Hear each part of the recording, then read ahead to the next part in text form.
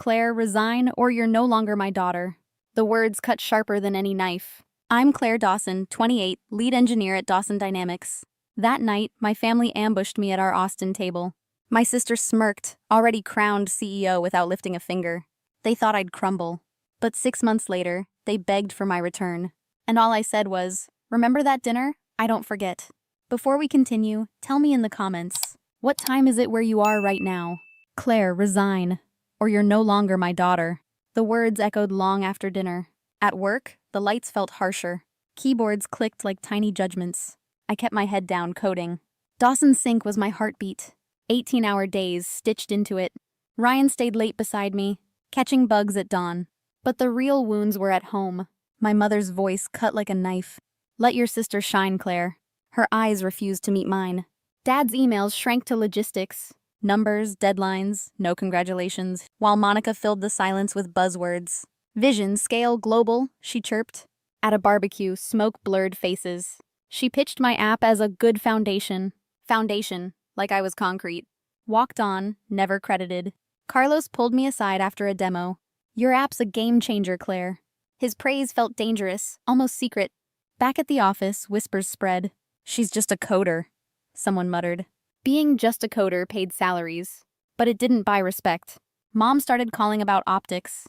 "Wear the navy suit tonight. Stand by Monica, look supportive." Supportive felt like a muzzle. At night, I paced our apartment. Austin's skyline blinked like indifferent stars. Ryan's words cut through the haze. "They're rewriting you. Protect what's yours." Still, I longed for recognition. A toast, a thank you, anything. But silence answered like a locked door. When Mom repeated it again, "Let your sister shine, Claire," I finally heard its subtext. Shrink so she can grow. Dim so she can sparkle. Erase yourself and call it love. Love shouldn't require disappearing. Family shouldn't feel conditional. But ours did, and worse. So I stopped begging. If they wouldn't see me, they would feel my absence. I started sketching quiet insurance. The night I chose silence, the comeback quietly began.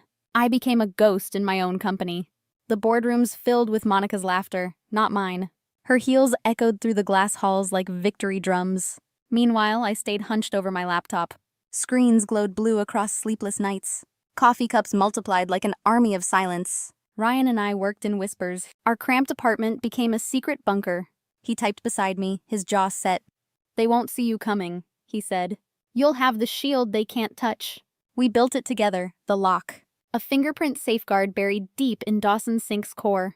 Every 72 hours, my touch kept it alive. To outsiders, it looked like security.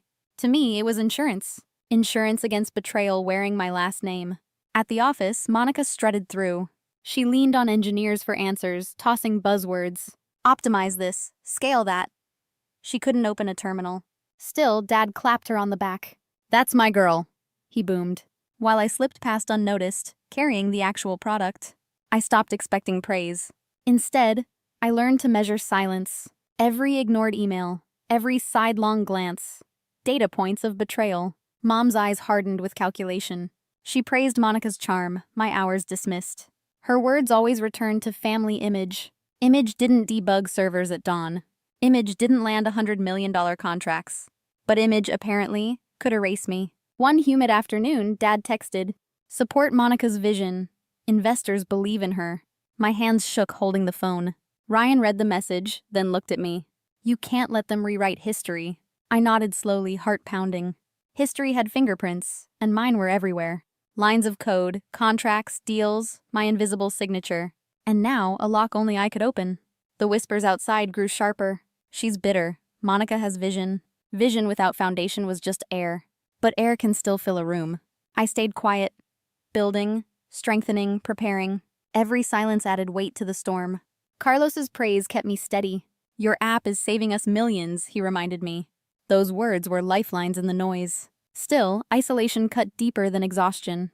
I felt invisible at barbecues, birthdays, dinners. Photos framed Monica's smile, never my work. So I carved my own frame. Not with smiles, but with leverage. Not with family, but with fingerprints. One evening, Ryan caught my gaze.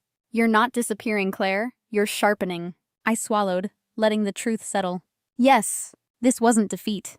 This was preparation. And the night they unveiled their betrayal, my lock began to breathe. The lock woke on a Monday. 72 hours. No fingerprint. Dawson Sync began to choke. Error logs piled like dominoes. Warehouses stalled. Trucks waited. Dashboards glowed red. Carlos called first, voice sharp. Claire, throughput dropped 40%. Fix it or we pull the deal.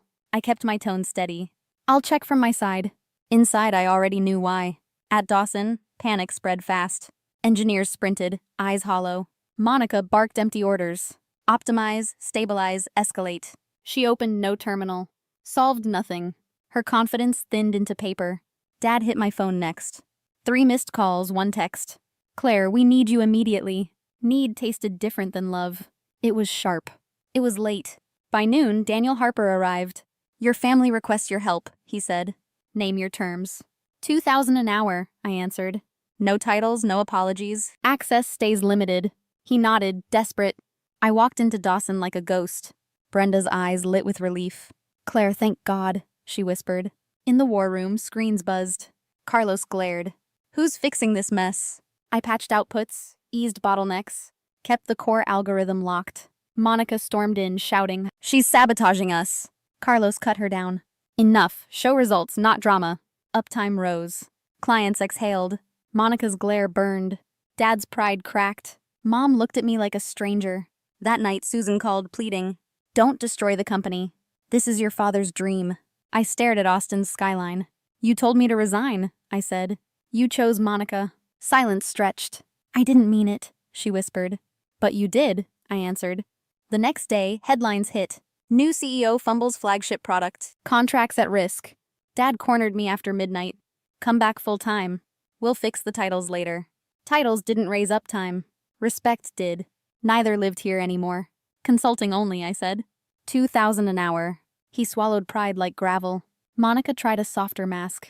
We're sisters, she said. Let's align on vision. Vision without foundation collapses. I kept my face calm. Ship uptime first, I said. Pressure built in 1 week. Contracts dangled. Clients watched. The board whispered. And then the invitation came. Monica's wedding, Saturday evening. Everyone important would be there. Ryan held the card. You going? He asked. I looked at the date. I looked at the burn. Yes, I said. But not to celebrate. They wanted a toast. I brought the truth. The wedding smelled like roses, money, and expectation. White tents glittered under the Austin dusk. A string quartet whispered in the corner, their notes drifting over clinking glasses and polished laughter.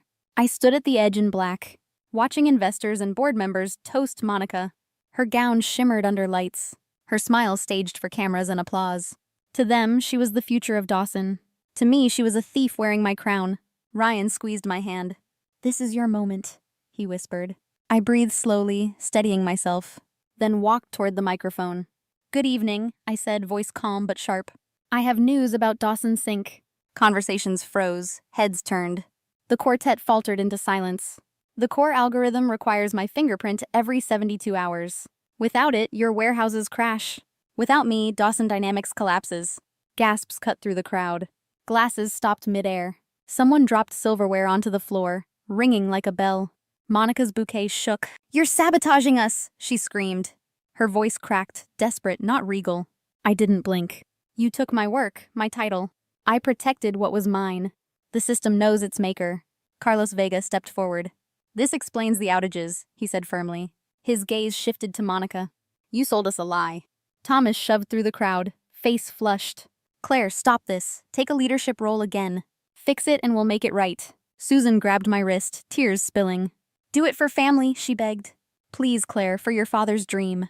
I pulled free, spine straight. You told me to resign. You chose Monica. You don't get to beg now. The board circled, whispers sharp, risk exposure. Leverage sits with Claire. Every eye turned from Monica to me. She tried a softer tone. We're sisters. Let's align on vision. Her smile wavered under the lights. Vision without foundation collapses, I said.